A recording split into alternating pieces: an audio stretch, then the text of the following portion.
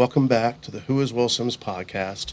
My guest today is Alisha O'Malley, and she is a talented, amazing singer-songwriter, instrumentalist, and just all-around great gal. Badass. All around badass. So how you doing? Okay. Yeah. Okay. Generally optimistic. Nice. Sometimes some bouts of nihilism lately, if I'm being honest. Oh, I've been there too. Yeah. I bet a lot of people are in the country. Yeah. But yeah, I am pretty grateful, day in, day out, and have a lot to be thankful for. Nice. So I'm doing okay. Yeah.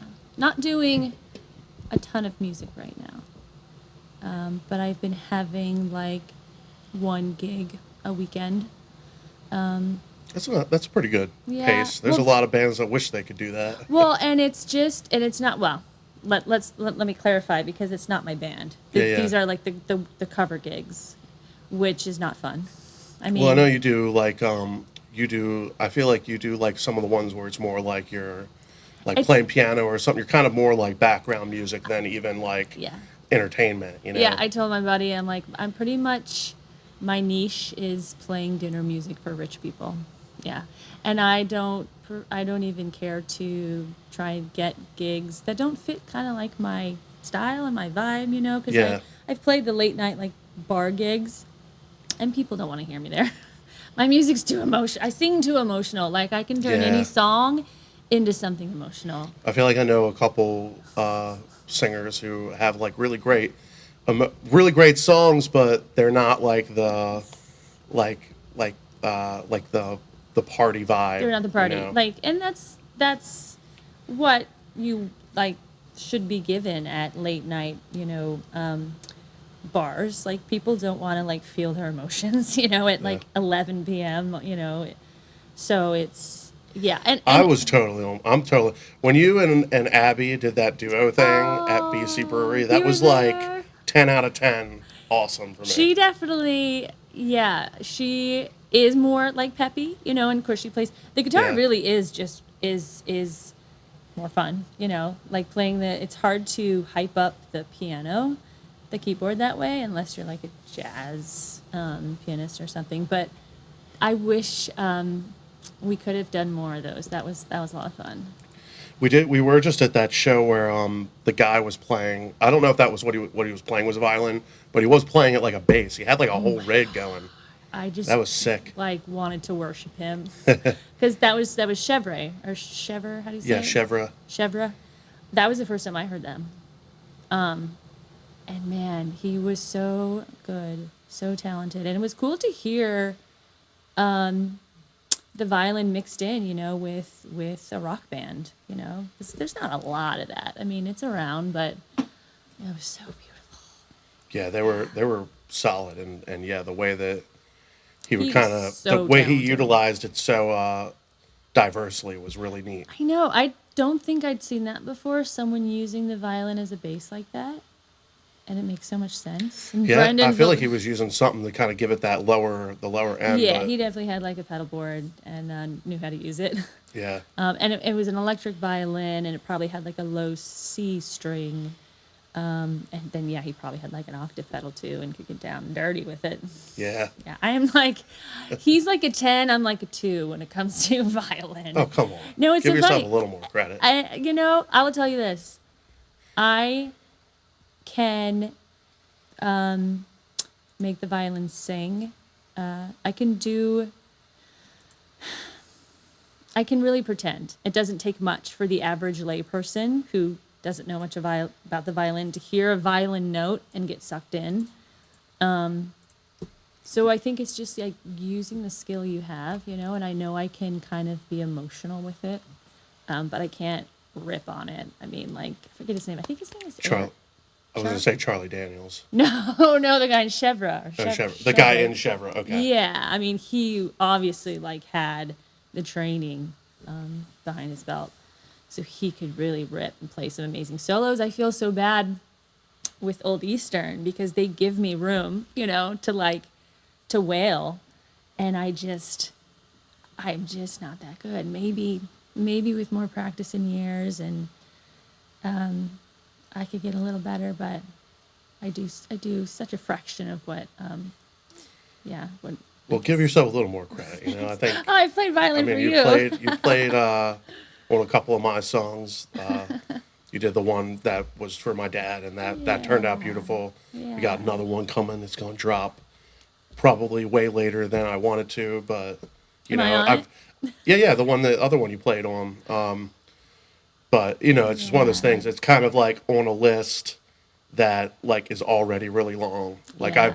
I know when I'm going to release it. It's Yeah. just going to be a while. So Is that have you just been releasing singles? Is it's kind of that's the yeah, I've been releasing singles, but they're all like part of a release group. But I've just been putting them out one at a time yeah, and kind of like pushing them all in their own way. yeah, And that's just kind of what I've got enough saved up that I could do that for another year. And yeah, but like by the time I'm done with the ones that I have, I'm gonna have more ready. So yeah. I'm gonna see if I can just keep that ball rolling like as long as possible. Do you find do you just have a ton of material like just waiting to be produced? I mean, I've had like there was a bunch that was that I was working on for like a long time, like 10 years ago. Like the last album I released was I started that 10 years ago, and we like didn't get it finished until that year. And then there was like a bunch of songs that I started with Tony around the same time. So it was kind of like I finished the song, I finished that album, and then I finished the group of songs I had with him, and then I started a whole new group of songs. And so like I kind of was like, all right, I need to focus and like knock each project out, so that I can like have stuff ready to put out. Yeah, But I've been fortunate that I have a good job, and I've got a good like schedule of gigs, yeah, and that kind of helps me like put that money back into music and be able to keep like yeah. going to the studio, because I think that's like the biggest thing for a lot of bands is Just lacking it's the time and money funds, to be able to go in and do it. Yeah. So I'm lucky in that way. Have you ever done the full-time musician thing? No. No.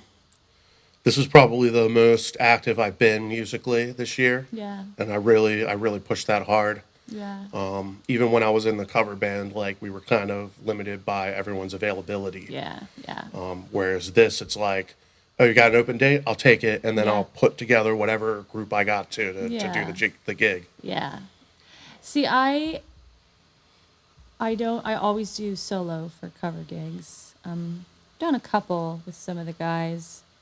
But it's like I don't want to put in the time to practice cover songs with a band, Right. Like that would take too much time. If I'm gonna have a practice session with a band, I want it to be something meaningful that we're working on. Right. I don't know though. Sometimes I'm tempted still though. Well, again, yeah, it's like kind of like if you're gonna do the cover thing, it's like, all right, are we gonna try to be that party band, or Exactly. are you gonna be that moody kind Yeah. of like? Which would be it know, would be fun because I know. Which you could probably find. You could probably find places that would do that, Yeah. but yeah, like a lot of the gigs I do, I'm slipping my originals in there, Oh yeah. even if like even like when we do the Purple Moose, I'm gonna play some of my stuff. Where's the Purple Moose? Purple Moose is down in Ocean City, Oh, cool. so that's kind of like how I've been presenting myself. It's like, look, I do covers. I'm gonna do a lot of stuff people like, Yeah. but they're gonna hear some of my stuff too, Yeah. and No. if that's the deal breaker, then maybe I'm not the right guy for the venue. But Yeah. I think it's worked out pretty good so far. There's only been a couple places that I feel like have kind of that vibe where they're like, nah, we're not into Yeah. that. So Yeah. yeah, it's just one of those things. And I'm lucky too. Like I've got a lot of material, and I've got like very well recorded, and like I've worked with really good people to help make the songs like really good. It's not just like, Yeah. here's a song I wrote in my basement last night, Right. and then everyone's like, we're out of here. And you're like fucking up the chords. Yeah, Quick, yeah. Hold on. Let me restart. It's like I have stuff I can give to people. Here's the song. Nice. They can show up and know it. You're a real professional. Yeah, until I'm messing up my own songs. It's hilarious how often one of my bandmates will come to me and go, what chords are you playing in the verse of that song of yours? And I'll be like, I'm playing these chords. And they're like, those aren't the chords. I'll be like, oh, I wish somebody would have told me. Yeah. In all fairness, it's like there's a lot of songs where I'll come in with the idea and someone brilliant like Tony will go, well, like we need to like spice it up a little bit. But I don't always pick up on that. I'm just sitting there going, man, this 3-chord song is like killing. Yeah. Well, actually, there's 5, and you've been missing them. Oh, But gosh. I did start doing a like an ear training course. So I'm trying to get better with Really? like picking up like intervals and stuff like that, and because I have noticed Ear training. like a natural ability to be like that guy's like I don't necessarily know like what the chord is, although you can get to that point where you can hear the notes and be like that's these notes, but like I can tell like, oh, they're like on like a D chord and then they're going to that C in that next part, like you can just hear like that The that progression's change. different, yeah. Yeah, and I'll just be like, oh, okay, like, but and most pop songs are like the same kind of sets of chords anyway, Yeah, so yeah. so it's not too hard, but yeah, just being able to know on the fly. Yeah. Sometimes yeah, just those Now, just do I can you- hear something's wrong, but I can't tell like where I need to go Yeah. to yeah. fix it. Do you have music theory under your belt? That's that's like part of the course is cool. ear training, music theory. I'm trying to learn the circle of fifths, which is like a whole Don't know thing. it. Yeah, I mean, like it's not that I was ever against learning it. Like in my mind, it was never. I didn't even know it was like a thing. But it's one of those things. It's more like useful in just understanding like why the music, like why doing things a certain way, like why if you have these notes like kind of going against each other, it gives it this sound, and this is how Yeah. you describe that sound. Yeah. And if people understand theory, then they can kind of Map out a song maybe a little map better. out a song or kind of understand like, oh, he wants this feeling, so these are the I kind of see. chords I want to play, or these are the Yeah. kind of, so it's pretty neat. It's a pretty interesting thing. I think there's a lot of musicians who see it as like a box, and it's more of like a dictionary almost. It's like just kind of understanding Tools. why songs sound the way they do and being able to communicate that to someone like yeah. if so that's been fun. It's sadly I don't get to do it as much as I want, but it's a whole like online course Online thing, so I can course. just pull it up, and Cool. I've been working on my intervals, my second and third intervals. I'm sucking at them, but I'm getting there. Have you ever done any vocal training or anything? People always did- ask me that, and I did do voice lessons for about a year and a half. When I first started playing out, like in front of people, like and actually in front of people, people would say like, "Hey, you got a really good voice, but you should do some voice lessons."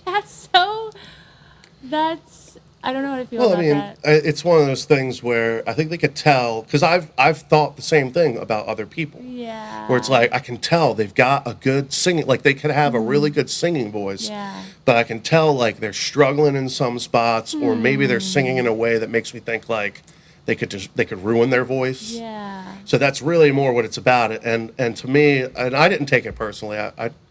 There's a lot of times I probably should take things personally, but I just try to be like, okay, thanks. Yeah. But yeah, like it helped me understand that like I have like a range that's like my power range. I like knowing like when I need to go from like to false, like how to switch to falsetto and how to go into it more smoothly, like and just kind of understanding. Does it teach like- you about breath work too? Yeah, Rest breathing, and- kind of making sure it's coming from the core instead of like, instead of it Chest. being in like the throat, Yeah.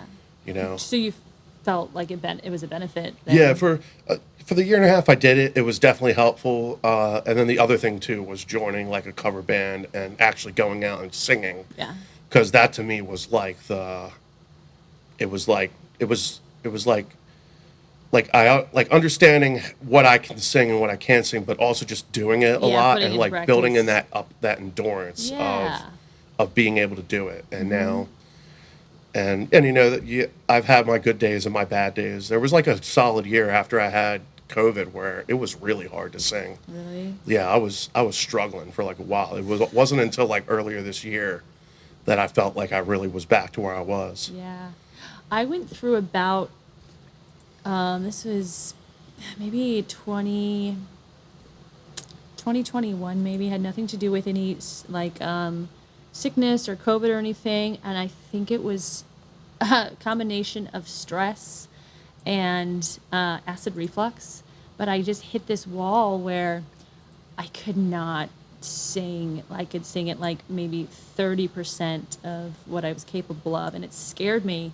And I actually like went to the doctor and got my thyroid checked, and some needles in my throat, and well, that was to check my thyroid, but they also like looked at the anatomy of the throat and lungs just to see how bad like the acid reflux was, and Yeah. if that was the culprit. And but that shit was scary because I was like, I might not ever be able to sing like I used to. It felt like that bad, and I think it was just a matter of I started avoiding some foods that were acidic, and just kind of taking it easy. Honestly, I think it was mostly stress, and thank God One it of the came thing, back. one of the things I've been dealing with that I probably didn't get looked at as soon as I should have was sleep apnea. Oh yeah. And like I finally like this year was like I'm like going to a doctor. I'm telling them everything that's wrong with me. We're going to start Yeah. getting things. So now I sleep with the sleep machine, which is not fun. But No, you mean like did you do a sleep test? yeah, I did a home sleep test and I went in. And so what's a machine? What's a sleep machine? It basically like forces air into your, So you have to like wear something? yes, and What are they called? They're called something. CPAP, CPAP. Yeah. and Why isn't it and fun? it's just like wearing it, and Yeah. I've gotten used to putting it on. But like what happens is like I'll wake up and it's off. So like Yeah, I don't know if yeah. when I go to sleep, I'm just like, rah. Yeah, yeah. But I have like noticed like a serious improvement. Like first of all, I get way better sleep. Like I'm way more energetic, focused, productive. I used to get like really sleepy when I was driving, which Yeah. was like scary, but that's way better. But also, like, I used to like wake up, I would be coughing up like phlegm and stuff all the time, like, and Damn. that's like almost completely gone away. Good. So, like, that was like, I didn't know what the deal with that was, Yeah. but yeah, I mean, it's like your health definitely plays a big factor in there, Yeah. and Oh yeah, I'm so anal about sleep. Like when I have a gig or something, like the night before, like I won't go out or I won't, make plans because I'm like, I need to be in bed by 10. Because even if if I were to go to bed at like 2 p.m. and still like sleep most of the day, it's just not the same. It's not the same yeah, kind of sleep. And I definitely, yeah, my vocals get tired. And that is probably the number one thing that affects my vocal performance is, tiredness. yeah. Can't, I think a lot of musicians. I mean, obviously, there's times where it's like you got to do the gig, but there's definitely yeah, a matter of like maintaining your health to be able to keep doing it. yeah. All right, so one of the things I like to do is I like to ask about like what some of your early influences were. Like, what were some of the first like albums or Yeah. songs you heard that were like that got you like really into music? Yeah. Well, I mean, my background in music is sort of interesting just because I started as a violinist. Like I had lessons when I was young, and so was classically trained. And I was also brought up in a very religious family, and so there wasn't a lot of secular music in the house, like at all, until maybe my early teens. I think the first album I connected with was the Cranberries. I think No Need to Argue was either that one, or there's like two back to back. And I think it was like Zombie, and I must have been maybe 12 or 13. I think that was the first song that I like connected, like I could feel in my soul, like on a soul level, not just like, oh, this sounds nice. Yeah. I remember like shutting the door and being in my room and just like closing my eyes, and it was like on really loud, and I'm just like standing there having a moment. So definitely the Cranberries when I was young. Some of those '90s chicks. But then, like, as I said, I was brought up pretty religious. I sort of went deeper into religion, and really was more influenced by like worship music, which at that time for me was inspirational. And now it makes me cringe. Like, it gives me the biggest ick. I can't even like turn a song on without getting triggered because that part of my life has passed. So for a long time, it was just Christian music, which is pretty sad. But that's what I believed in, and I thought, that music was just meant to glorify God. Like, literally, those were my thoughts. And so my parents, I'm sad because I wasn't introduced to like a lot of the greats. I didn't hear that stuff for most of my life. So it wasn't until, I still listened, like in my 20s and stuff, I still listened to the radio and had like certain artists that I like. But influenced,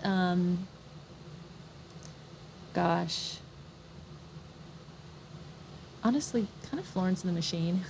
I wish I could say someone from like, the 70s or 80s or some cool, like, there's just a lot of shit I haven't heard. Yeah. And I haven't really delved into, and Well, it's so hard to like, because I'm sure there'll be people that'll be like, you gotta listen to this, you gotta listen to this. like and it's the Beatles or the Rolling Stones. Like, to me, or I like, find it better when I just kind of discover it naturally, and that's when I'll like get Yeah. really into it. Like, sometimes I'll see something, I'll be like, that looks cool, and I click on it, I'll be like, this is some shit right here. Like, Yeah. but like, I've had people be like, there was a girl I used to work with. She was like a big Blue October fan. She was like, you would love Blue October. You would love Blue October. I was like, cool. She even gave me like a whole list of songs to check out. Yeah. And I never did. And then like randomly at one point I heard a song and I was like, who is this? Oh, this is Blue October. cool. The next thing you know, I'm like listening to like all their albums and been like, Yeah. wow, these guys are awesome, So Yeah. it's definitely a funny like thing with people because everyone just wants you to like what they like. Yeah. And especially nowadays, it's like a crime to like disagree with anyone on anything. It's Yeah. like, Yeah.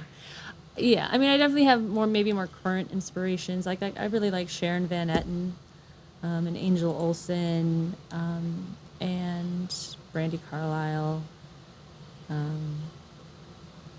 But to be honest, I think part of my maybe strength when I was writing music, when I started to write music and sort of explore, just like expressing myself through sound, is I didn't have a lot of like preconceived influence or ideas of what I wanted to sound like or think I Yeah. should sound like, because I really wasn't like, I didn't have a lot of great albums ingrained in me, which I think can be a benefit in some ways, and so even now, I'm not even sure, like, who I most sound like, who I could be compared to, which is probably no one could. I struggle with that too, and especially like Or like what genre. because I'm trying to get into like the whole sync and licensing world. Yeah. And in that world, like you gotta be able to like compare yourself to somebody. Like Yeah.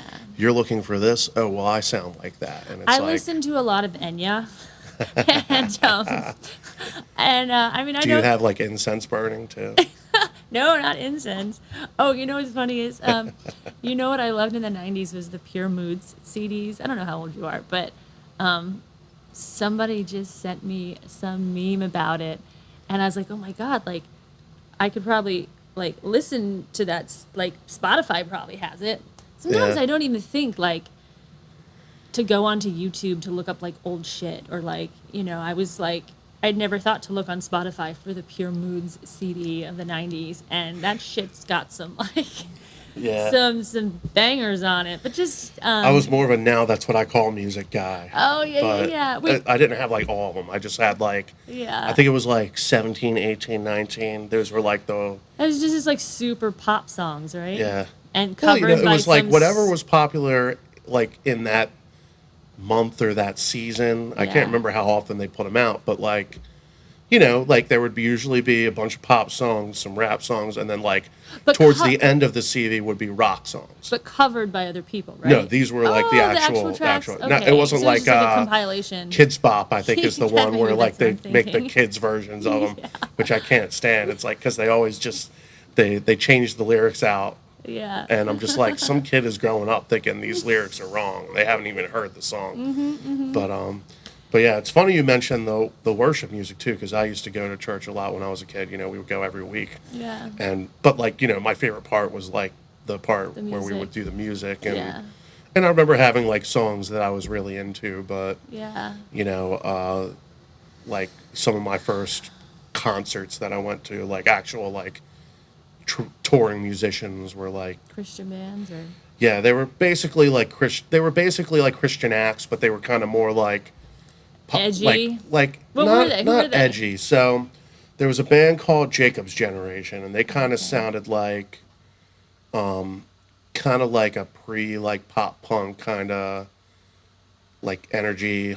And then there was a guy called Paul Wright, and he was kind of like a rap slash like Jack Johnson kind of California Yeah. like kind of upbeat vibes. He was really good. He's actually someone I still listen to this day because and it's not like overtly like Christian. It's more like he'll just mention it, Yeah. kind of like Creed or like another bands where it's like they bring up the Like idea, Mumford and Sons, but they're their not like first couple albums. right. They're not like worship songs, Yeah. So Did you go through a Creed phase? Are I you mean, I still remember in a Creed when they phase? came. How do we I feel cover about Creed? Higher. You do not. Yes, I do. It's a good song. Maybe it was Higher you. and one last. Not Arms Wide Open. Nah. I was think in, I've- I was in I one think I of my did that at one point, cycle but, yeah. classes, and they have like this music throughout, and that's part of what's so fun about spin classes. They have Yeah. it's like choreographed to the music, and there's always like a cool down song, and here comes Arms Wide Open. I'm sitting on the Just saying, bike cooling down. It's I like just- I'm trapped, right? I have to listen to the entirety of this song. There's just nothing think I can of, do about it. I don't know if you've ever seen It's Always Sunny in Philadelphia. I have seen some episodes. There's like an episode where like Dennis and Dee are trying to get healthy, and they go to a spin class, and the guy's like playing this dance music, and Dennis is just like, you know what? I got a Steve Winwood CD in my car. Let me just go grab that. And he like comes in and like puts on Higher Love, and it's just like cute. he's just like, that's for you, man. Like, but yeah, it's just goofy. It's like, yeah, whoever the person running the classes, they basically just subject you to whatever whatever they want you to usually listen it's to. good. But Creed, I went through Creed phase, and it was during a time in my life that like I made some terrible decisions, and it affected my life forever. And so Creed's also triggering for me because it was during a time that was so pivotal, Man. and so I shouldn't be so negative on a podcast, but I don't care to hear any Creed songs ever. I mean, hey, If you everyone's see me been come through to some your stuff, gig- but I'll keep that in mind. yeah. Yeah, like it's not like I was ever like a super fan or everything, but Yeah. I liked some of their songs. I didn't understand why people hated them so much. Yeah. Kind of the same with Nickelback. It's like, yeah. if you don't like a band, you just don't go see them or Yeah. whatever. Don't listen to them. Like, Unless it's but you got people like throwing stuff at them on the stage. It's like, yeah, whatever, that's man. It's not a obnoxious. big deal. Yeah. But I mean, Gross. like, and I love it too because everyone acts like, oh yeah, I hate this band. It's like, bull crap. When How You Remind Me came out, everyone was bopping that song. Same with Higher. It was just like after like the second or third album, and they were like still doing the same stuff. Of course, there's a bug trying to make a cameo on the podcast. Yeah, that like that kind of and a lot of that stuff is like media generated anyway. It's like Yeah. they pick up some story and then it like it just kind of creates this snowball. Yeah. But Yeah.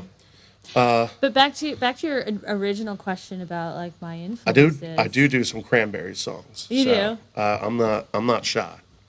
I do Cranberries. I do Sixpence None the Richer. Like I don't Oh, care. cute. I will Cute. sing. I will Oh, sing. I sing. I might mostly cover dude songs. So I don't like to sing songs that like would sound like me, you That know? people would go, oh yeah, obviously she's gonna cover that. Yeah, you know? yeah. I try not to do that, and I especially like to, yeah, sing dude songs. So people are kind of like, wait, I know that song, but what is it? Oh my God, she's singing this song. Like Yeah. I didn't pick it up at first. But what I was gonna say was, I hate the influence question the most, like because I'm that girl who someone will like play a song for on the radio, or like, they'll be like, that song by so and so. I'm like, I don't know it. And I'm like, oh my God, like I feel so uncool because there's just so much music that I haven't discovered yet. Well, I mean, but I always think of like when I was a kid, my dad got me like the first Matchbox 20 album, and that's what I listened to like Yeah. religiously. Yeah. And and then that led to like some other like 90s bands and stuff. So I'm always curious, like if like, and then when I was learning guitar, it was bands like Oasis and Yeah. U2 and like just stuff like that. Yeah, It's and kind I of feel like- curious. Yeah, and I listened to like the 90s, like I liked Pearl Jam, and Dave Matthews and Alanis Yeah. Morissette and Matchbox 20 and Three Doors Down. But it's like, to me, that's kind of all some borderline shitty music. That's not the real inspirational stuff. Those aren't the greats, you know? Like, I haven't really thoroughly gone down the Beatles rabbit hole, or I like Bob Dylan. But again, like, I kind of pick and choose some It's songs. tough too, like these days when you look back at a band like the Beatles to understand how influential they were, because it's Yeah. like we're kind of so far removed from it now that it's like there's so much more music and so much, and it's all so easily accessible. Like I think Yeah. that a lot of people that don't understand it kind of miss out, or it's like how many times have you gone to check out a band's Spotify and like you look at the top 5 and you're like, those aren't even the good songs. Yeah, Like, yeah, it's, yeah. I just watched that movie yesterday. Is it about the guy who, something about, Everyone forgets the Beatles exist and he's the only one that knows the songs. okay, yeah. And yeah, so, yeah. like, he basically becomes famous for performing Beatles songs Yeah. because they all think they're his songs. Was it cute? Do you recommend Yeah, it? it was like, it was funny. There's like a nice love story and like, but there's also like just so many things that like, if you're a musician, it's like those little things you're like, he starts off playing gigs in bars and like nobody gives a crap. Yeah. But then like, even after everyone forgets the Beatles exist, he goes to a bar and plays like a Beatles song and like no one cares. And he's like, come on, people. Yeah. But it's like, there's a lot of little funny isms. And then like randomly Kate McKinnon's in it playing like the same character in every movie where she's just like this over the top, like super flamboyant character. And you're just like calm down, Kate McKinnon. But yeah. So, so I believe we first met at like one of the old Eastern gigs. Sounds. How did you get linked up with those homies? Oh my guys. I was playing with a music partner in 2018, 2019, and I was fresh out of the water. I'm talking like I hadn't played music publicly other than in a church. And so I was started very shyly and to play with a music partner and do some duo gigs and stuff, and go to like open mics, and that's really where I started, inching in front of the crowds, and getting on stage and stuff. And so I randomly went to an open mic in Fells. It was at Slancha. And I guess this probably was 2018 or 2019. And randomly Old Eastern had like decided to come to an open mic. Yeah. And like bring like, Mike was bringing his kit, and I'm not sure if all the members were there. but I just like saw them. I'm like, these guys look like, okay, like they, first Yeah. of all, like they don't need to be at an open mic. But they just, you could tell they were cool. And I'm just like, little me sitting in the corner, and they played some songs I don't remember, but I was like, this is amazing. And I think I made a point of meeting, I think it was Mike standing outside smoking or something. And I was like, man, that was so cool. Probably said something real stupid and shy, like, and that was that. And I compared them to some band they hate. Like, yeah, just, right. Yeah, like you that's what guys remind dude, me you guys of. are just like this band. And they're just like, we hate that band. Probably. And like it wasn't some like long conversation, or oh, and then I think I played Band of Horses song, The Funeral. Okay. I think I attempted that probably very poorly. And I think maybe Nick, like, maybe got his attention a little bit. So maybe that would be what made me a little bit memorable. Because then I saw them, it was at, like, the Frozen Harbor Festival. Have you been to that? Yes. In Baltimore? It was like a January or February Yeah, it's usually thing. in January and February, and it's like in all the different bars. But Yeah. a lot of the stuff is opened up, so it's like cold and Yeah. if So you're there's lucky, it's like a nice day. there's a bunch of local bands. It's is it a Transcendent Events? It was thing? it was kind of like it was started by someone else, but he kind of did a thing where like he would say, "All right, Transcendent, you get this stage, Okay, so and so okay, you yeah, get yeah. that stage." Yeah, so I think that was in 2019, and so the guy that I was playing music with, my music partner, he got us like a slot to play, and I would play violin and sing some, and he would play the guitar and sing, and so we got a spot on this stage, and Old Eastern was there, and they recognized me, and then they played like after us or a few spots later, Yeah. and I stayed there and was just so into it and was dancing and stuff, and I don't know if it was then. I think it was then where I kind of like met the whole band, and we just kind of vibed instantly. Yeah. Although I was still kind of like shy and unsociable. I think they could tell that I was kind of new to the scene, and they were like, "Why don't you come like practice with us? Like we would love." I think they would. I don't know if they were searching for a fiddleist or what, but they're like, "Yo, like come jam with us if you want to." So that's how I met them, Nice. and it was so funny. I will never forget my first practice with them because I went, to their practice space, and it's very small. I mean, it's like half the size of this room, so small. And I got there, and just there was some like light greetings and stuff, but not like some like real initiation or like Yeah. introduction to like this is who we Yeah. are and this is what we play and this is kind of like what we want you to do. It was just like, hey, what's up?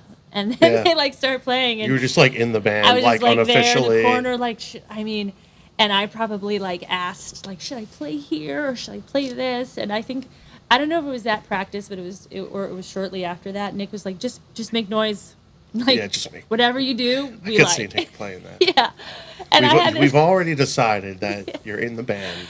and at that Whatever time, you do is gonna work. Yeah, and ever since, I mean, and I tell you to this day, that's how it is. I mean, they just like, they really are thankful for anything that I attempt, or can contribute, and they've really, given me a lot of space to.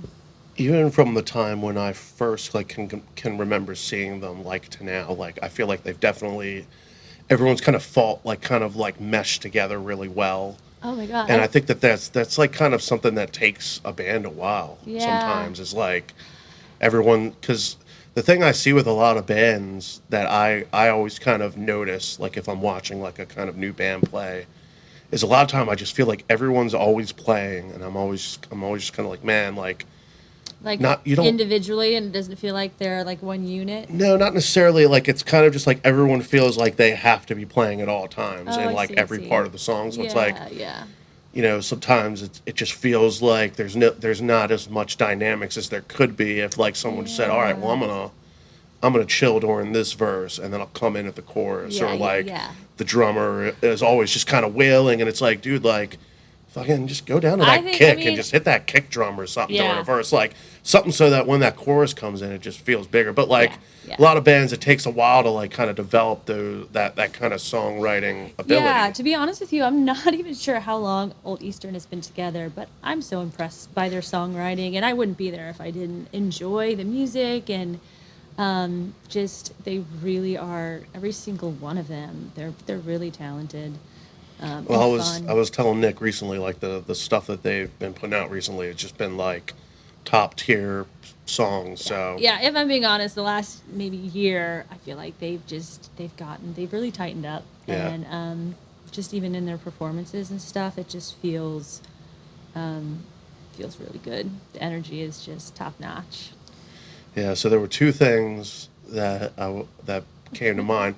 First thing is I feel like more bands should, even if you're like kind of established or like you feel like you're kind of above the open mic level, like it's still cool to like go out and just jam at open mic sometimes because Yeah. first of all, you always meet new people. might meet me. Anytime I do one of those, like I just did a couple this week. I went to Reckless Shepherd, and then I went to I want to go to that one. and then I went to Waterfront Hotel, and it was just we just did a 3-piece thing. Yeah. But everyone was like, "Holy crap, you guys are so good!" And it's yeah. like, yeah, we just wanted to come out and play. Like sometimes it's just fun to go out on a weeknight Get a little ego and stroke. shred at an open mic, but Yeah. also like you meet. There's usually people there, and you meet new people, Yeah. make connections, and then And that's really what it is originally about, right? It's having some fun. Yeah. And connecting with people, and it's probably fun to for an open mic because you don't have the stress of like, this is a performance we've been selling tickets for, Right. we've been like promoting for the last couple months, and so it's like really just play. and you never know, Playful. like it could lead to more gigs It could or be something like that, discovered. So it's just I always say like I always tell like the people like, hey, like if you're thinking about hitting up open mic, like let me know, we'll go down and we'll Yeah. just rock out, but Yeah. Yeah, totally. I forget And the what whole open mic crowd is really, really cool, friendly. Yeah. And I love also being there, just supporting and like hyping up, some of the people you can tell are kind of new at it. And because I used to be so nervous. Yeah, those are always like it's always fun like when you see somebody that's doing it and like you can Yeah. tell that in their They've got- head it's like it's a big like Big deal. it's a big deal to them, but also like they probably are having like that imposter syndrome or that Yeah. that kind of that kind of like, oh, I suck so bad and like I mean, I'm but still like that. being able to give them that encouragement, and that's what I would like tell people sometimes. Yeah.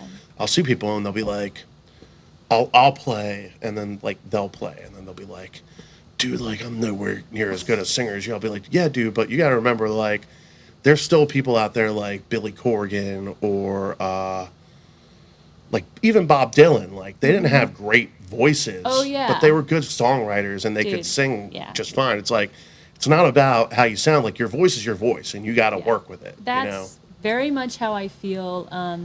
Man, I was gonna say, because I go to open mics. I'm like, damn, like these chicks, like there's a skill level that I will never know, and these like, and I'm thinking like they could go so far, but it really is. Some of my favorite artists or people I listen to don't have the greatest voices. I'm not into the like crystal clean pop runs and the high skill if it's not authentic and I can't feel the message, or the energy behind it. And Yeah. so I agree with you. It really is about learning how to tap into your own authenticity and how to express yourself and transfer that energy between you and the audience. And I think that's what people connect to. And I do feel like that's one of my strengths, if I can be so bold. Yeah. Because I am not that great a singer. I just know how to use my voice to a degree. And that's really like the thing. Like like I think for a long time I didn't think I was a good singer, and now I'm kind of like I've done it long enough. I've sung some really hard songs. are a It's good I know singer. that I can do it. It's just a matter of like, being willing to continue to put myself out there and put Yeah. my music out there, and being able to handle when like somebody is like, you suck, you know, like Yeah. whatever, You man. are a really good singer, though. I've Yeah, tried, you you sound know. amazing, especially I both try to. both live and on your albums. Yeah, Yeah, the thing too is like I always look at it as like when you're doing the recording, it's like I want to make that sound the best that it can sound like yeah, in that medium. But yeah, then like when I'm live, like that can be something different if I want it yeah, to be. So like yeah, yeah. sometimes I sing more intensely, Mm-hmm. sometimes I'm more relaxed. It just kind of depends on like really a lot of times it just kind of depends on how the band is coming together on it, Mm-hmm. like Mm-hmm. because you know I play with so many different lineups that like sometimes the same song, even if I've done it 3 or 4 gigs in a row, it just has like a little bit of a different feel to it, Yeah, and I just try to tap into that. So yeah. You know what? I just recalled the first time I met you now, and I think was at your release show at the Wrecker, okay, because Old Eastern maybe opened up for yeah, you, Old and Eastern was right before us. yeah, That might have been when we first officially met. I remember before yeah. that there was the COVID show that we did at Little Market Cafe when they were doing the Charm City Sampler, and first Old Eastern played at Full Tilt, Oh and then they went over and yeah. played at. Yeah. I remember you were there, but that was like I was running sound and I was like running Okay. around. But Yeah. I remember you were there, but we probably didn't officially meet until Nice. the Wrecker. But yeah, that was a big night. Ellicott City's cool. That was just a great show all around. And then you played at the Ellicott City Festival last year, right? Yes. On the same stage I was at with my band. Yeah.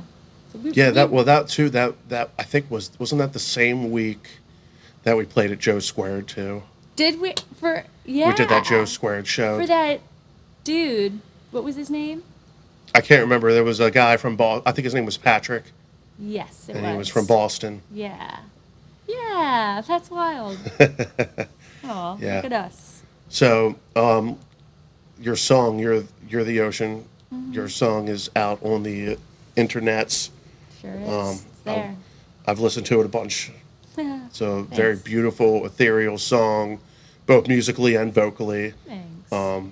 The Shout out to Sean Mercer who produced that for me. Just man. I was gonna couldn't- say I was gonna ask where it was recorded Yeah, and like at, what like how did you kind of how were you kind of used to performing it, and then how did it kind of, because I could definitely sense a production element to it, yeah.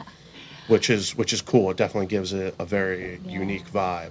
Well, none of my originals had I performed anywhere for anyone, really.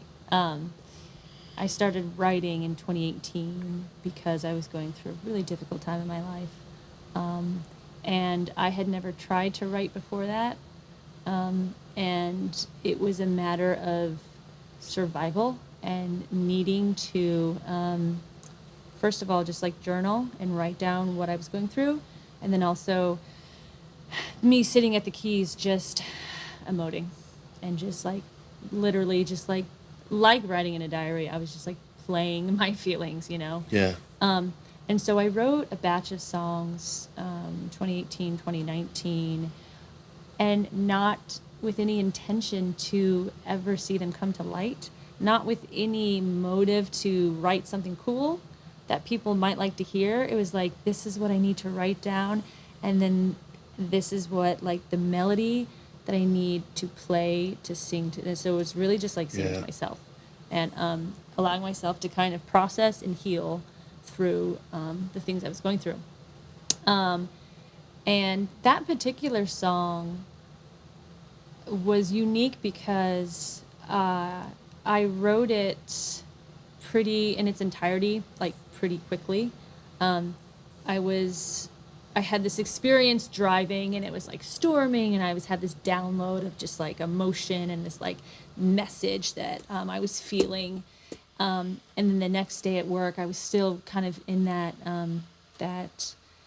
dimension still, and I was at work and like writing lyrics on my computer, which I would do from time to time. Yeah. And it just like it was like all the lyrics came out like within an hour. I just like wrote the song just then. and then I went home from work, and it was a matter of like, okay, I need to find it now because I have the lyrics now. I just need to find the chords. Not like, let me write some cool chords. It was like a puzzle, like Yeah. that I had to figure out. There's a melody to this song. I just have to find it. Yeah, I've had that happen a lot where like I know how I want it to sound in my head, but then I'm like trying to find that progression that matches it. Yeah, yeah. And so it was probably the most. It was pretty effortless for me. And so yeah, so after it was written, I mean, I sat on that song for 2 years, really all of my songs, and I knew when I wrote it that was the first song that I was gonna, if I was gonna record, that would be the song I wanted to record. And so when I sent it to Sean, I was really looking for collaboration. It wasn't like, here's a finished version, or it was like, here's the bare bones, which was just piano and vocal. And, it was a lot of him and I think I had met Sean through Old Eastern. I had recorded some stuff for Old Eastern at, I think, the Magpie Studios in Baltimore. Are you familiar? No, I haven't been there, but Yeah, it's really neat. That's where I saw Sean, and then I think another time I saw him after that. I don't know if it was him or I that was like, yeah, I think he was like, I would love to work with you, if you need a producer. And so I contacted him, and we definitely had some meetings as far as what I wanted the song to feel like, and in particular drums was the hardest for me to manifest, like, or to explain, like, this is because it's really important to me that a song like ebbs and flows, and I needed so much like breath and drama in that song, and man, he just like freaking nailed it. I think it was the first mix and he wrote the drums, the bass, like all the other parts to it Sean wrote. And actually there are some digital drums on there and some live, I don't know if you call it like acoustic drums or yeah. Yeah. I think that would be like the technical term is acoustic drums. Okay. Yeah, he man, he just knocked it out of the park. It was just like, it was too easy. There's like almost an orchestral element to it. Yeah. It feels very like composed and like all the pieces are kind of fitting together just the way they need to be. It's exactly how I wanted it to be. And the whole song kind of is a crescendo from the start, to the end chorus. And I think it just builds, which is my favorite kind of song is, and like it's like the anti-today thing. Like everyone just wants to live. Even like I felt like 10 years ago, I'd be riding the car with people and they'd just be like, "All right, listen to this song," and then like 30 seconds in, "All right, let's go to the next one." I'd just be like, "You're missing like." Live in that song for the next 5 minutes. The song wants to take you somewhere, and like. Yeah, if you're willing to go on that ride, like it's worth it, and that's like how I feel when I write songs. Like I want them to go somewhere. The journey with me. Let me tell you a story. I think the only thing now that I'm remembering is I think Sean put some like bird noises at the very, very end. Yes. Or suggested it. I was like, no, I think I'm good without that. It was cute. It was probably the only thing I rejected. Yeah. But yeah, that's so. And actually, now that I have performed my originals with the band, that is the one song that we haven't done live because really? Yeah, we've practiced it a number of times, and maybe because it's so produced, and it's a really delicate song. It's hard for me vocally. I even thought about maybe transposing it down a step to perform it live. It's difficult to get a version that can manifest live. Yeah, and that's Do you tricky have that with too. any of your songs that you just? I mean, there's definitely songs like, for example, Amberize is very electronic, but when we play it live, it's almost kind of like a funk song. It's very like, even like the bass players kind of do more like a funky version of the bass line. But and I like that. I don't need the song to sound like it does on the album. Like like there can be a live version, album version. You wanna have the right essence of it when you play it. Like you don't want it to feel like you're doing a parody of it almost. Exactly. You know, or playing it because you feel like you have to. Yeah. But And- yeah, I could definitely understand how like trying to find that right balance to bring that song to life. Yeah, because I can't just like bullshit through a song. I have to feel it. And if something's too rushed, you know, and I can't like get in the moment, then like it ruins it for me. And I can't, it just takes it out of my performance. That's one of the things too. Even like just doing covers, like when I was doing the cover band thing, it was fun. But you know, you sing a lot of songs that maybe you don't have an emotional connection to. Yeah. And that's kind of one of the cool things about like now is I feel like I'm picking more. I'm kind of doing more songs that I'm like, I really like these songs. Like I Yeah. like singing these songs, and I'm into it when I'm singing it. And that's Yeah. kind of like that's it's. I think it's easy to feel like you're just going through the motions when you're performing a song. I know what you're saying, and And- that's how I get through a gig is connecting with the song. Right. So yeah, there's not a lot of songs that I sing that I'm not interested in some way or another, and that's what I love doing is kind of finding within the song, you know, that like that potential to express emotion. Yeah, to really like feel something. I'm way too damn like emotional. I can't tell you how many people are like, you know, tell me that like I made them cry, and you know they feel, and I'm happy to do that for people. It's just not always what people are expecting. I Yeah, think, yeah. You know, Some eating people are dinner, like, eating dinner, like why am I? I came out to watch a football game, and Yeah, now yeah. I'm like, you Right. know, I- now I need a box of tissues, like, Yeah. you know. But Yeah, and I hate like, and I don't want to like bring people down, and so yeah, that's why I'm very picky about where I play, and I've narrowed it down to like 2 or 3 places that I play at that I know are okay with my vibe. Yeah. And people actually kind of appreciate it. And I don't sing my originals out at cover gigs. Yeah. yeah, definitely, I definitely feel what you're saying with the writing too. Like, because for me, like, music is such an important part of my life. Like I don't know if I'd still be here if I wasn't able to make music, you know. And but yeah, definitely being able to find that like emotional like that space that you can get into when you're singing the song, when you really Yeah. feel it, like That's more important to me. Like sometimes and I kind of will say maybe this is the one benefit from church worship. Like my church was pretty charismatic, and our worship service were a lot of times, what's the word, spontaneous worship. And so we would practice like singing in the spirit. yeah. But that was basically like getting through a song lyrically and then repeating the chords and sort of like going into a flow state and singing whatever came to mind, which for us, because it was in the context of, you know, like Christianity, and I was always like something like biblical or something like Yeah. God, like, you know. But I feel like that practice taught me, you know, how to find the spirit within the song, you know. And I do find myself even at cover gigs, because the ones I play, there's room for like instrumental stuff, and I can't really solo on the keyboard because Yeah. I'm not a pianist. I do it with my voice, and I just like, and I feel very connected to my voice and whatever, you know, inner wisdom and shit like that. I feel like that comes out. Yeah, you can only hope to have like a reaction. Like, have you ever seen or been to like one of those churches where like everyone's like kind of I've been to all the like where they've churches. like it's almost like people are being exercised, like they're just like yeah. Oh yeah, like yeah. convulsed. Oh, yeah. I don't know what the word is. Convulse. Convulsing. Oh you know, yeah. but, I like, was just around that big crazy, time. Yeah. you know, I stuff always like that. wanted to be the one who would be overcome by the Spirit and fall Yeah. over. And I thought that I was less than or not spiritual enough because I couldn't be just like completely overcome and like fall down, because you had these preachers like pretty much trying to push you over. Yeah.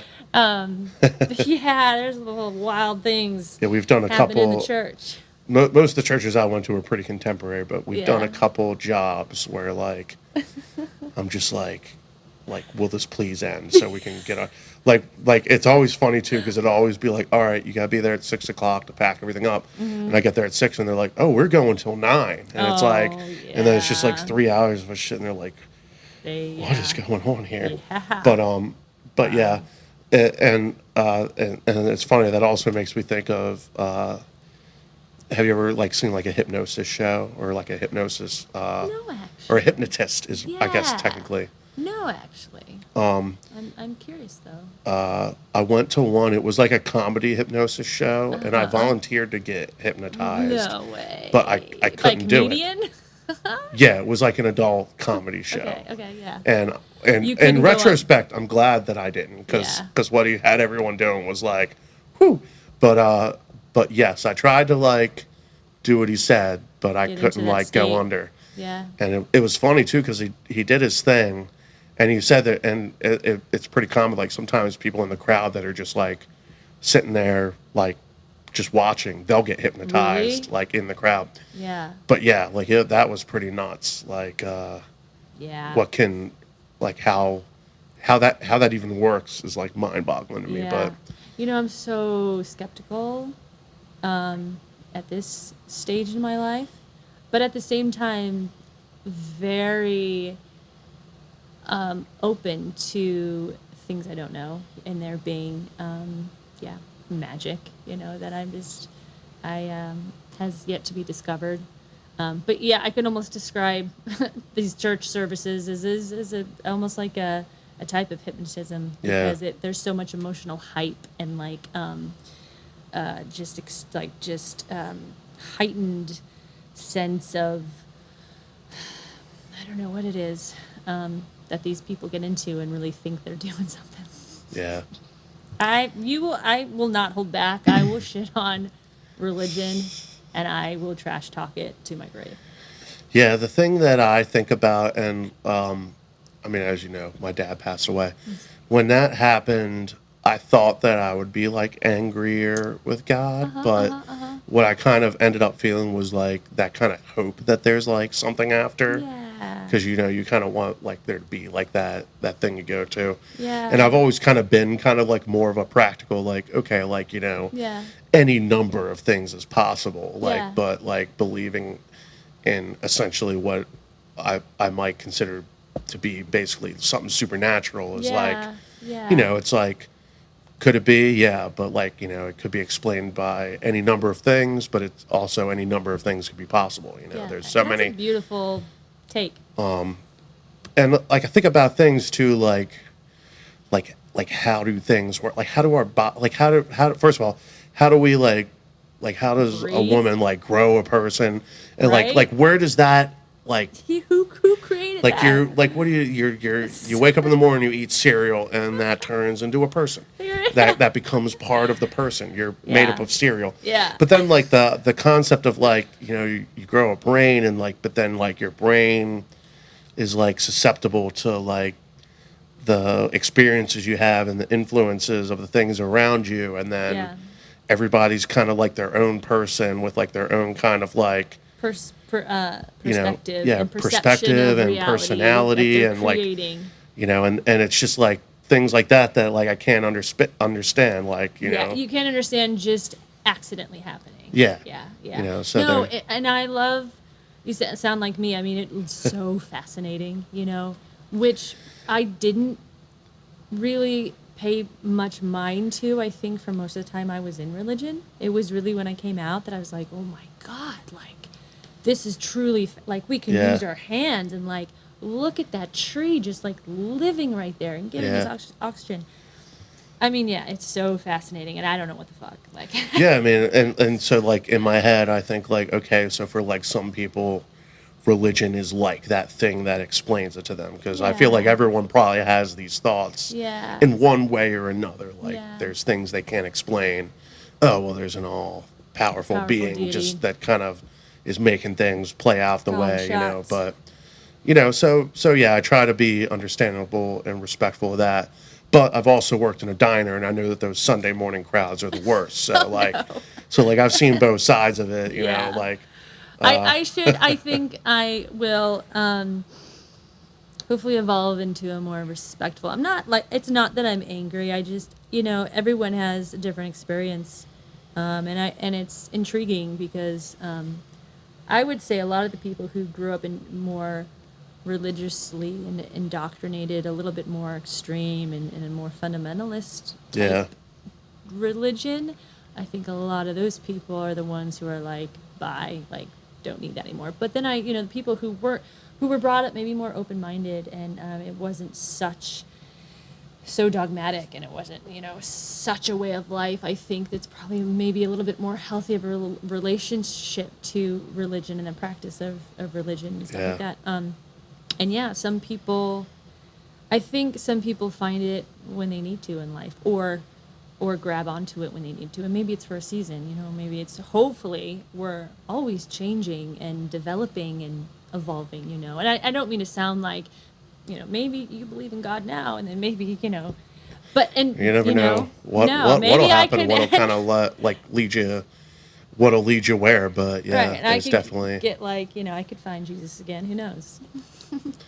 yeah. I always there's definitely that element of like, well, I also think like about like things like in even in like the Bible, where it's like, oh well, we gotta kill all you because God said so. Oh, Like yeah, there's a the lot of things that that. have been justified because of religion. Oh, yeah, I don't know, man. It's If like there's definitely some really fucked up shit that's happened There's- because somebody, and Do you know the story of, I think it's Elijah, the prophet, who was bald? what was funny is as I was thinking of, I'm wondering now if you're talking about the same thing, the Book of Eli with Denzel Washington. Oh, no. Because that's almost literally like what you were describing there. Yeah. But yeah, have you ever seen that movie? I have, yeah. Yeah, And so- I remember I was a Christian at the time, and I was like, oh, this is so inspiring. Yeah, Like, yeah. saving the Bible and the Word of God, and now I'm like, Well, I think I was thinking about the Gary Oldman character and how he was kind of Oh. like, well, I'm going to get the Bible and then I'm going to use it to like, tell everyone what to do, basically. Is kind of, yeah. Oh, yeah, it's been a minute, but I vaguely remember that part of it. but then he gets it at the end and it's in Braille, and that's in why Braille. that's where it's like. That, boom. or I think he just had, like, memorized it all, right? Well, yes, he had memorized it, and that was kind of like how he How he he- kind of came out at the Yeah. end. But But no, there's a story in the Old Testament where some prophet is like bald, and he's walking through nature, and this group of kids, like 5 to 10 kids, come out, and they make fun of him for his bald head, and God causes a bear to come and kill them all, to Wow. maul them. Yeah, so go God. Don't make fun Yeah. of prophets, or you will meet a bitter end. I always like the one where the guy gets eaten by a big fish, and then he gets he prays and he gets out of the fish somehow. That was a good one. That was a good one. And I'll tell you, like, I believed in what I grew up in was a very literal belief of the Bible. And that shit was real to me up until like 7 years ago, maybe 6 years ago. So I was pretty sheltered and pretty closed-minded Yeah. most of my life. I think if I'd probably gone to my grandparents' church, because they were more Baptist, whereas, like I said, my mom, we would usually go to like a kind of more contemporary. Yeah, where there was like a drum set. Yeah, and, there was like a drum set. People like raising their hands, Yeah. maybe, or a hand. Yeah, but then every now and then we would go down to my grandmother's church, and there would just be like the guy from Tennessee, and he'd just be like, "And you will burn in the Yeah. fires of hell." Like, just like, Yeah. okay, wow, yeah, That here we shit, go. that would be fun. That would be more fun than the Yeah. new agey like church is trying to be cool. Oh yeah. So, are there any plans to record more music?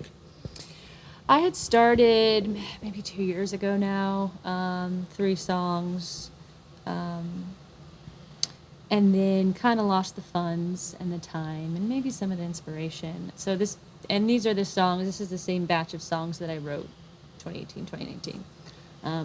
And those are the songs that the band and I perform, and I really love them, and they're very meaningful to me, and I would like get them recorded onto an album. But I have nothing like planned right now. Yeah. Yeah. I mean, certainly, and sometimes I think to myself, like, you could probably afford it, you know. Like, why aren't you doing it? And so some of it I think is lack of, well, it's self-doubt. Yeah, because I still struggle with confidence and feeling like I have anything to offer, or that which really has nothing to do with it, you know, because the art is the art, you know, it doesn't. Yeah, there's also like, you know, I think it's easy to get trapped in like that, like maybe you're, you know, you've been through the process one time and you're like, do I want to do the same thing again? Or, Yeah. but there's like a lot of different ways to go about it. I mean, like, you know, you could just as easily do like probably like a live thing with the band, just record it live, Yeah, you know, and I then would like to you know, it'd be do. just kind of like, even if it's not like maybe what you want to end up doing with the songs, but even just Yeah. having like a version like that is cool to have. I I'm very- looking at doing some stuff like that, kind of like live. Have you ever have you done anything at stages? I've reached out to them about a couple different things, but it's definitely one of the spots I want to like check out and get into a bit. I would love to book a session with them and do like a 2 to 3 song live, you know, recording and live video tape Yeah. of a few songs. I think would be good to have.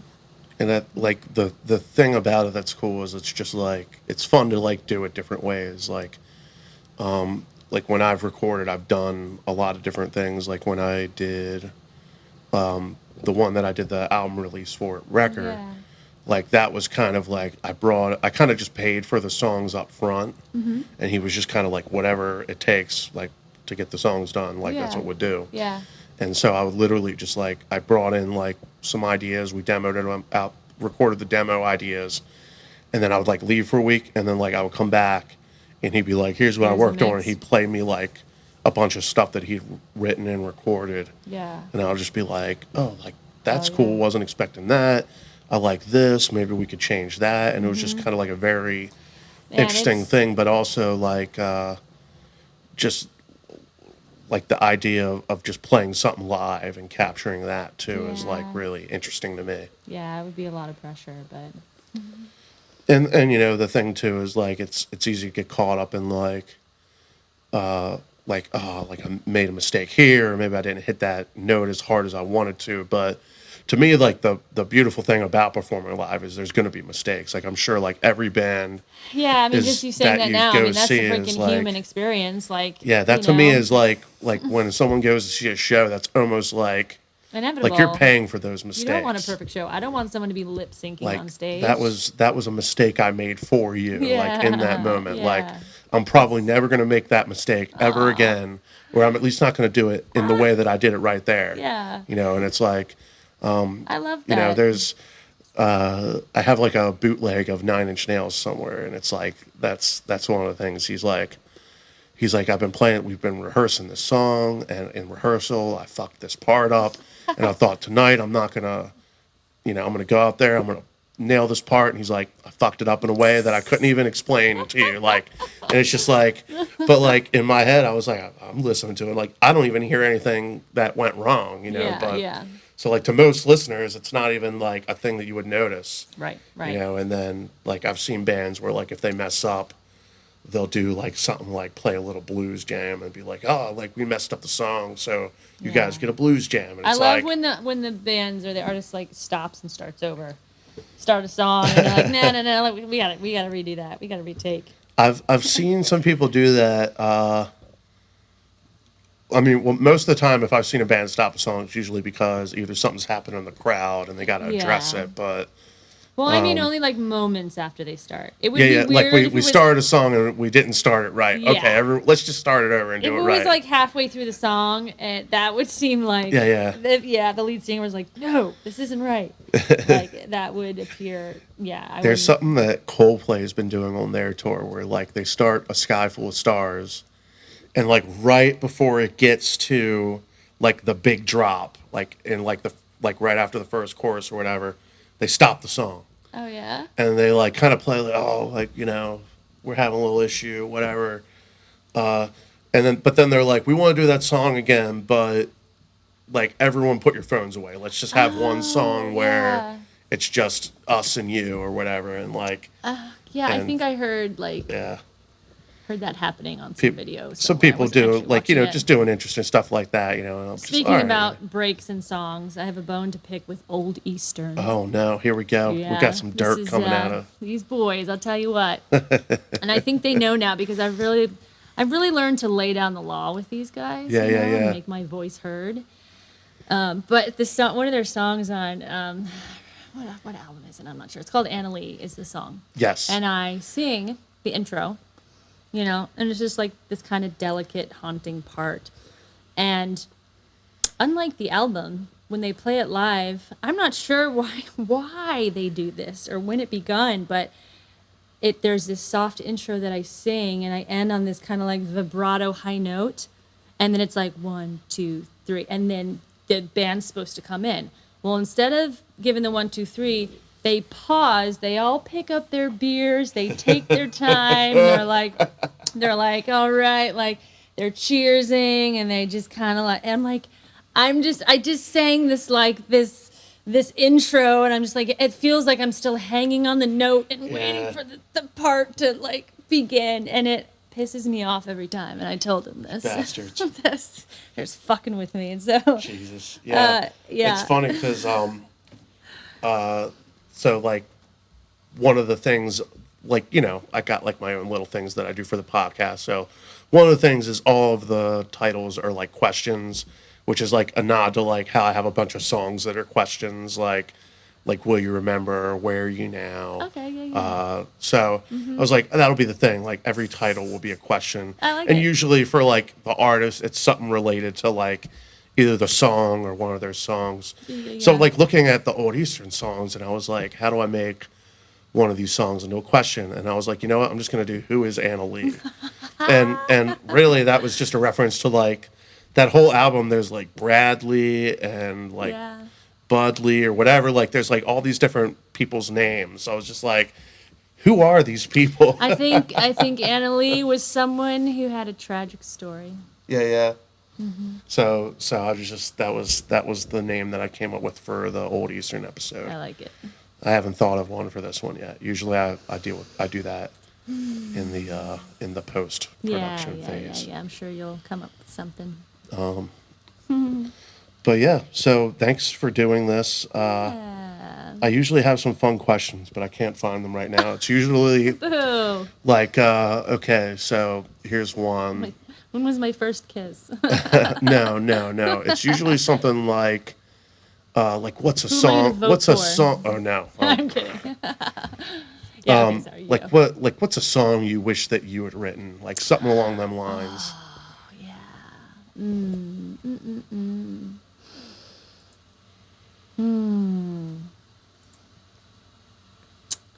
Oof. They're kind of Goddamn, dude. just silly what if questions. Yeah. Most of the time, whenever I think of like something like that, it's always like a song that no one really knows. It's like one of the deep cuts. Oh yeah. Oh man. Oh. You know who I really love is Big Thief. And that came to mind right away. She's very poetic, and her voice is so delicate and sweet. But song. I don't know, man.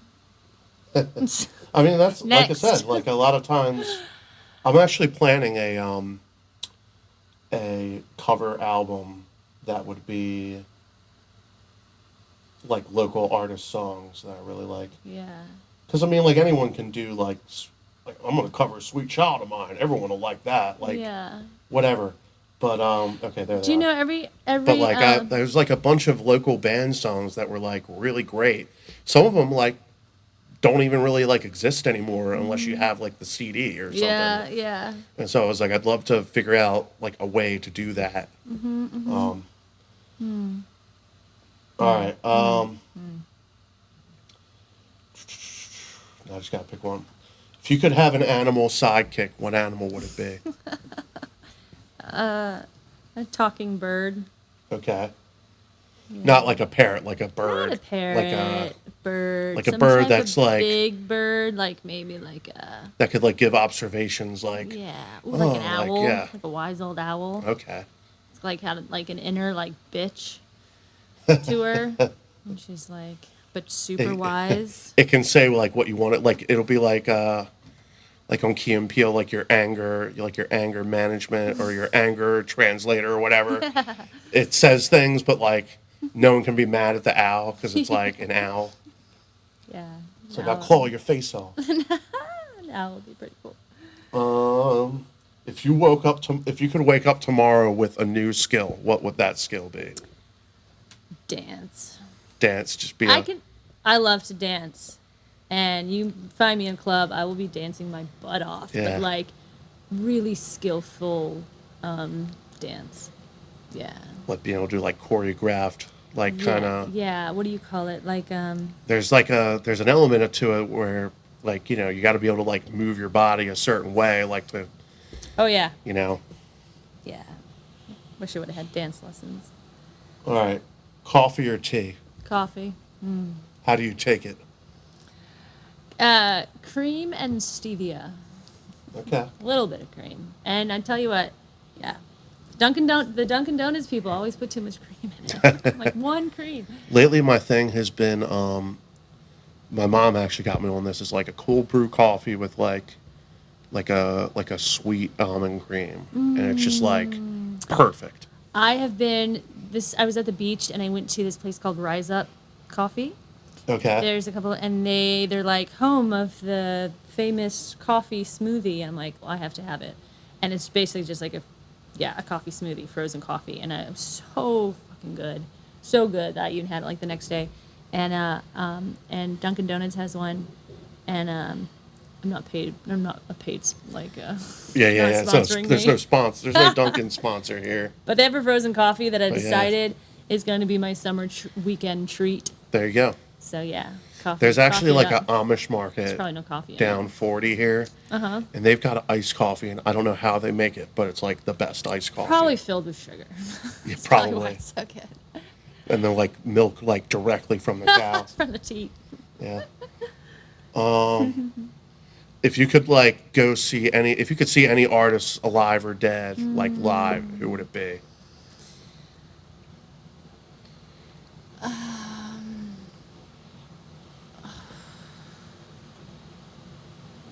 Just absolutely, honestly, the Cranberries. Yeah, if she was still alive, God. I bet they'd still be like doing really well. Like that's one of those bands when I always get a good response for Linger, but Zombie and was always like people will start pulling out money and throw money in the tip jar. Yeah, I always sing Zombie too. So that's always going. And I like doing Dreams too. That's another fun one. Yeah. Let's see. We can come up with one more here.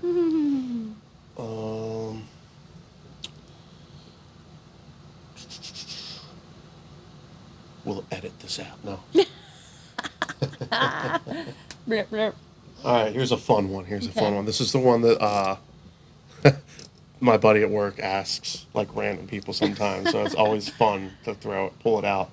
Would you rather fight one horse-sized duck or 100 duck-sized horses?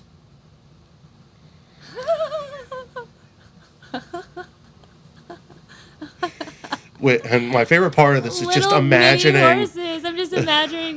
Those are too cute. The little mini horses are too cute. I would fight that big fucking The big duck. duck. Yeah.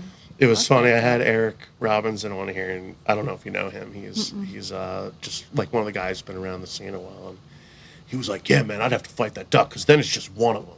Yeah. It's just I just gotta take out the duck, and if he gets me, man, then It's just then it's it just is a what it numbers was, game. But but he's like, but he's like, I could just go around. He's like, I could just go around and stomp on the horses, and then I was like, but then they, at any point, like there's 100 of them. And Yeah, it's it like, depends on how fierce they are. yeah.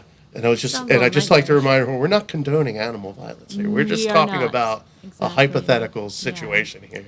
But if you ever encounter a horse duck, A horse-sized duck. yeah, Then, do what you will with that. Alisha, thank you so much for being here, Thanks. and I'm sure we're gonna do some more cool stuff at some point. Yeah. And be on the lookout for the song we did, and hopefully some more music from you. Yeah, man, I wish I had more to promote, but yeah, man, more music down the road for sure. Top five. Yeah. It was a weak high five, but I'll take it. It's a big table. Yeah. Follow the links in the description to find out more about Alisha and what she's got going on.